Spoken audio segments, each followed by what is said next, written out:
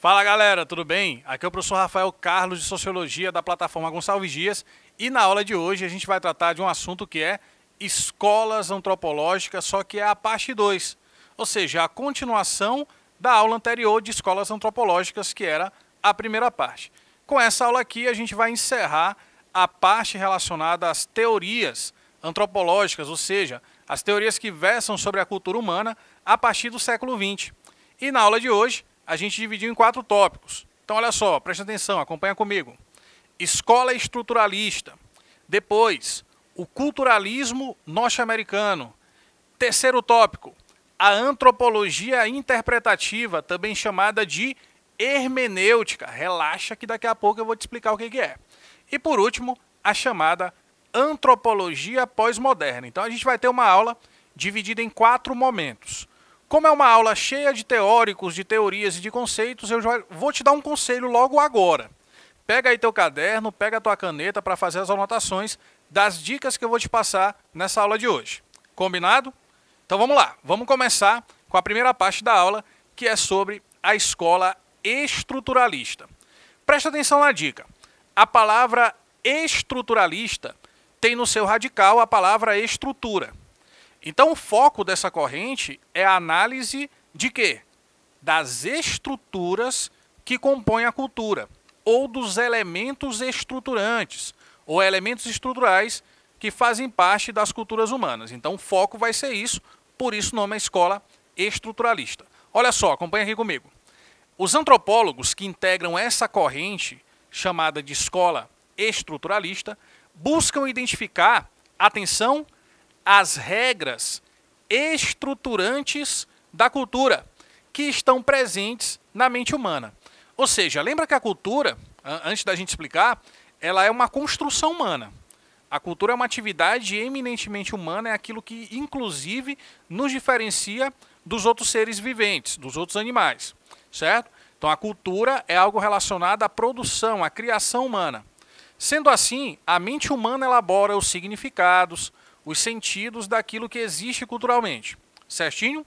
E aí, dentre esses elementos, existem aqueles que a gente considera que são estruturantes, que compõem a estrutura do que a gente denomina cultura. É exatamente esse o foco da escola estruturalista. Mas vamos lá, vamos adiante. Seus estudos, os estudos estruturalistas, se atêm à construção dos significados dentro de uma cultura, um processo que envolve inter-relações entre diferentes elementos ligados à linguagem, sistemas de signos e também ao imaginário dos indivíduos. Por isso que a mente humana é um critério importante para a gente entender essa perspectiva. Imaginário, atribuição de sentidos, de significados, tudo isso é um processo que vem exatamente da racionalidade, ou seja, da mente humana. Mas afinal de contas, o que são esses elementos estruturantes? O que a gente pode citar como parte integrante da estrutura, que é a cultura? São 4 elementos, tá? Vou devagar para você anotar. 4 elementos. Primeiro elemento, linguagem. Segundo, relações de parentesco. Terceiro, mitos ou crenças, um elemento só. E por último, os tabus, as proibições que existem em cada sociedade. Vamos lá? Primeiro, linguagem. Segundo, parentesco. Terceiro, mitos e crenças. Quarto, tabus e proibições. Esses são os elementos estruturantes, fundamentais para a gente falar sobre qualquer cultura, de acordo com essa teoria, com essa perspectiva, que na sociologia a gente chama de estruturalismo. Beleza? Então, olha só. A linguagem, por exemplo, ela é um dos fatores determinantes na teoria desses 2 autores, tanto do Claude Lévi-Strauss, quanto também do Ferdinand Saussure, que são autores importantes dentro da visão estruturalista sobre a cultura. O Lévi-Strauss, inclusive, ele é muito importante para a história da sociologia brasileira, certo? Porque ele é um dos primeiros professores, lá na década de 30, que vieram para o Brasil praticamente fundar a primeira faculdade de sociologia do país, né? A primeira faculdade de sociologia da história do nosso país. O Claude Lévi-Strauss foi parte integrante da equipe de professores que veio para cá, lá da Europa, professores da França principalmente, mas também de outros lugares, lá da Europa, que vieram para o Brasil para fundar em São Paulo a primeira faculdade de sociologia do país, lá nos anos 30. Né, por volta de 1935, oficialmente essa é a data da fundação da Faculdade de Sociologia lá em São Paulo. Então, Levi-Strauss ele tem uma importância muito significativa tanto para o estruturalismo, quanto também para a consolidação da sociologia brasileira. Inclusive, um dos livros mais importantes do Levi-Strauss é um livro sobre índios brasileiros, denominado de Tristes Trópicos, publicado no ano de 1955. Ele já estava há uns 20 anos, mais ou menos, aqui no Brasil, pesquisando sobre cultura indígena e publicou essa obra, que é uma das obras mais importantes dos estudos culturais do século XX. E é considerado o Levi-Strauss o criador dessa corrente chamada de antropologia estrutural. O que significa isso? Levi-Strauss foi o primeiro autor da sociologia e da antropologia a perceber esses 4 elementos como estruturantes: a linguagem, as relações de parentesco, os mitos e crenças e também os tabus e proibições. Certo? E além do Levi-Strauss, a gente tem a figura aqui de Ferdinand Saussure, que é um linguista, um cara relacionado a essa área mais específica do estudo da língua, do estudo da linguagem, que colaborou bastante para o desenvolvimento também do estruturalismo na sociologia e na antropologia. Esses são os personagens principais dessa corrente denominada de estruturalismo. Então, a primeira parte da aula, a primeira corrente, a gente já conseguiu explicar, espero que você tenha compreendido, tá? Anota sempre as coisas que eu vou te falando que são importantes. E agora a gente vai para a segunda parte da aula, que é a parte que trata sobre a corrente chamada de culturalismo norte-americano. Você já tem uma localização, né? Norte-americano, América do Norte, mais precisamente os Estados Unidos. Então, essa corrente antropológica, esses estudos culturais, eles surgiram com pesquisadores dos Estados Unidos, principalmente, tá? Como, por exemplo, o Boas, a Margaret Mead, a Ruth Benedict, que daqui a pouco eu vou falar um pouco mais sobre eles. Segura um pouco aí. Olha só, acompanha aqui comigo. O culturalismo norte-americano surgiu na década de 1930, certo? Concomitante, assim, na mesma época, mais ou menos, que o estruturalismo também apareceu. E estabeleceu o método comparativo. Isso aqui é importante, tá? Método comparativo é um dos critérios fundamentais do culturalismo norte-americano. E a formação de padrões culturais também, a partir dos quais é possível apreender as leis no desenvolvimento das culturas. Uma das grandes características do culturalismo norte-americano, da antropologia norte-americana do século XX, é exatamente essa perspectiva relacionada ao relativismo cultural. A tentativa de entender, de compreender uma cultura não de forma a considerá-la como superior ou inferior, como faziam os evolucionistas, como era muito comum no etnocentrismo do século XIX. Essa perspectiva ela já é mais relativista, ela já segue mais essa linha de pensamento, ok? Os principais representantes são Franz Boas, Margaret Mead e Ruth Benedict. Então esses 3 autores, né?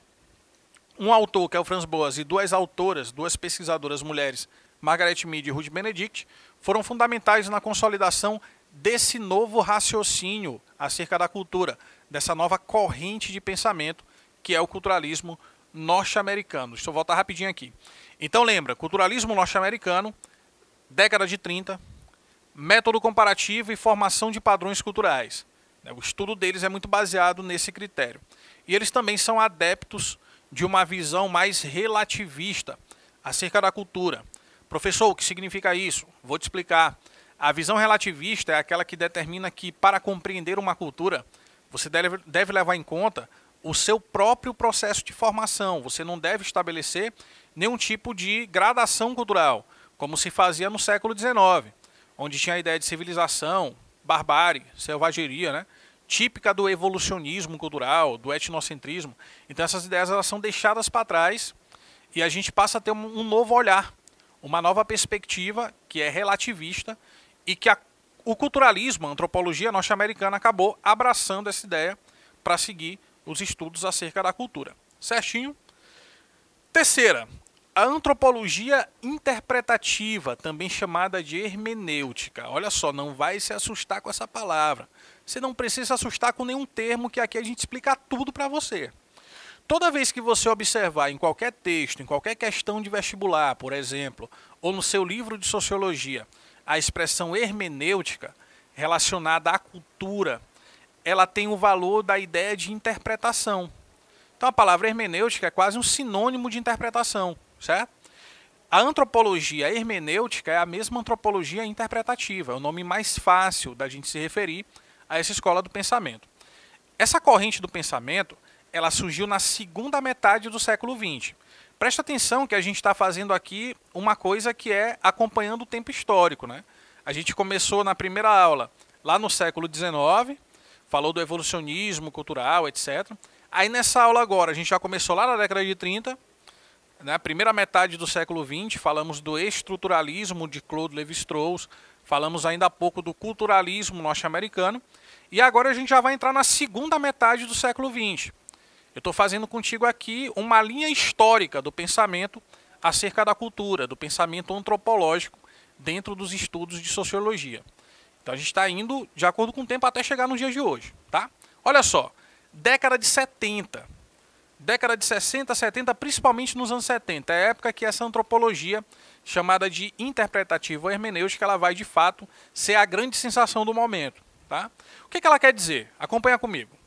A antropologia hermenêutica ou interpretativa surgiu na década de 60 e se consolidou nos anos 70. E visa estabelecer a cultura como uma, atenção, hierarquia de significados. Ó, hierarquia, ponto mais alto, aí vai, né, descendo e tal. Então existe uma hierarquia de significados que expressa a ideia de cultura para a antropologia hermenêutica, a partir da leitura que os nativos fazem de sua própria cultura. Percebe como existe agora uma valorização ainda maior da cultura própria, da cultura específica, que não é nem mais o olhar de quem vem de fora, mas é o olhar de quem está inserido, é o olhar do nativo, é a forma como ele interpreta, tá vendo? Ó? Interpreta, interpretativa. É a forma como o próprio nativo interpreta os valores e significados da sua própria cultura. Aí você não tem como esquecer. Por que o nome é antropologia interpretativa? Porque vem da interpretação dos significados, dos sentidos atribuídos culturalmente às coisas que compõem o universo cultural dentro de cada sociedade, pelos próprios nativos, por quem está inserido no processo. O principal representante dessa corrente é um cara chamado Clifford Geertz, está bem aqui ó, o nome dele, Geertz. E o principal livro dele é um livro chamado, olha o nome do livro, A Interpretação das Culturas. Não tem como você errar. Antropologia interpretativa, o foco é o quê? A interpretação dos significados. Como é o nome do principal livro? A interpretação das culturas. Está muito óbvio, está muito claro que essa corrente aqui ela está mais relacionada à questão de como as pessoas interpretam os elementos culturais, sobretudo aquelas que estão inseridas, aquelas que são, entre aspas, os nativos daquela cultura em questão. Okay? Não é o olhar de fora, é também o olhar de dentro, de quem está inserido. Eu vou te dar um exemplo. A feijoada, por exemplo, aqui para nós no Brasil, ela é um prato muito comum, né, do nosso dia a dia. As pessoas elas costumam se alimentar de feijoada em várias regiões diferentes do Brasil. É um prato típico, né, da nossa cultura, da nossa culinária. Só que em outras regiões do mundo, a feijoada ela tem um valor étnico, ela tem um valor muito maior do que simplesmente esse de ser um prato do cotidiano.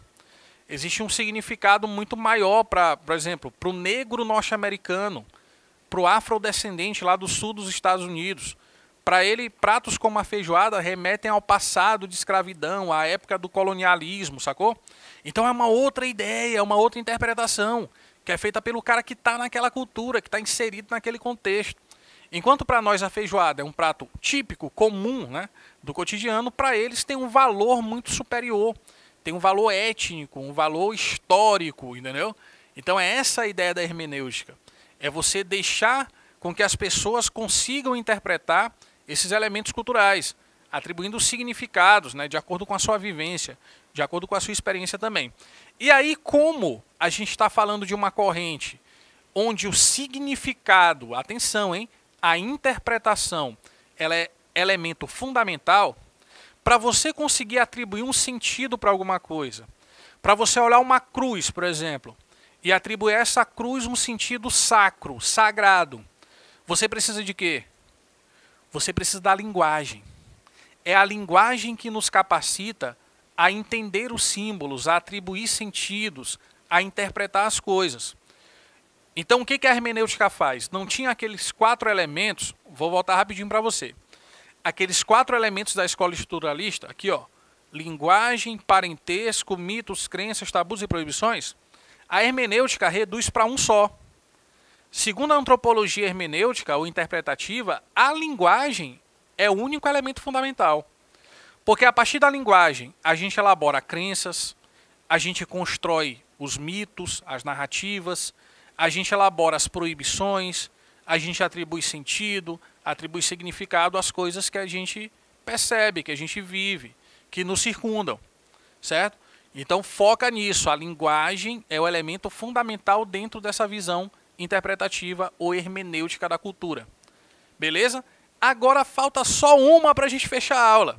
E para a gente finalizar, vamos falar sobre a antropologia pós-moderna. Olha só, tudo aquilo que leva o adjetivo pós-moderno é entendido como um momento posterior à modernidade, certo? E também pode ser entendido como uma coisa mais relacionada à desconstrução, dependendo da visão filosófica que a gente esteja falando.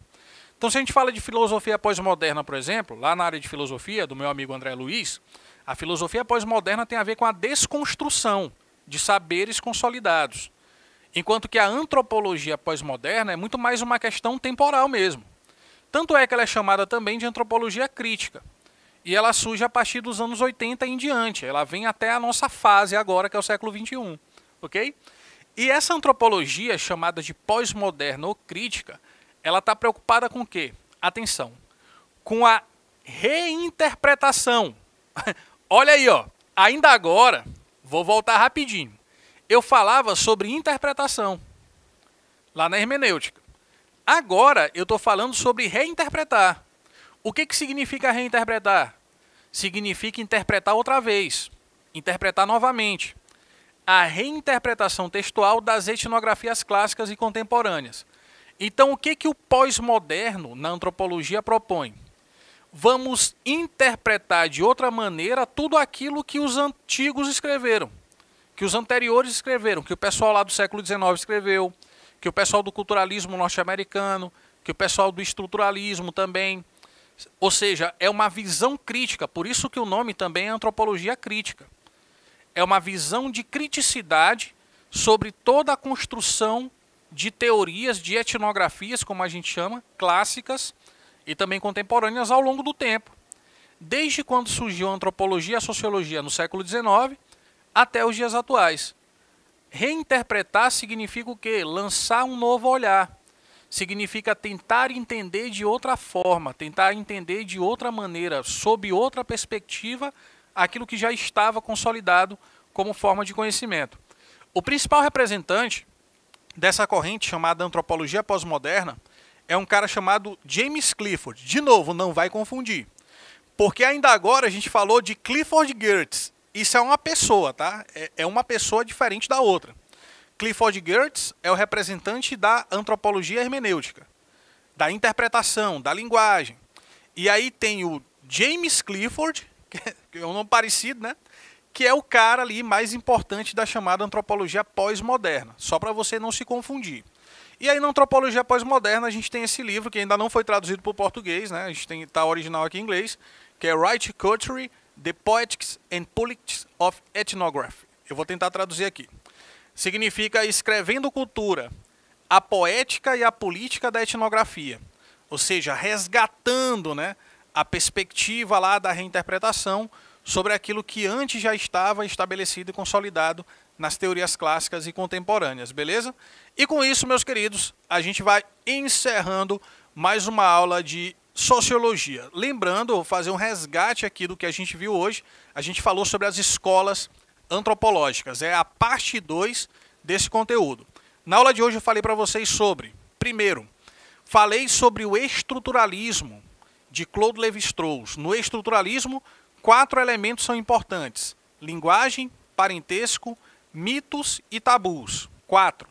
Depois a gente falou do culturalismo norte-americano, das teorias lá de Franz Boas, Margaret Mead e Ruth Benedict. E aí eu fui para a hermenêutica, onde daqueles 4 elementos sobrou só um, que é a linguagem. E agora por último, eu falei da antropologia pós-moderna, que propõe uma reinterpretação dessas teorias anteriores.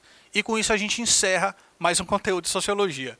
Muito obrigado pela atenção, espero que tenha sido proveitoso para vocês e a gente se vê numa próxima videoaula. Tchau!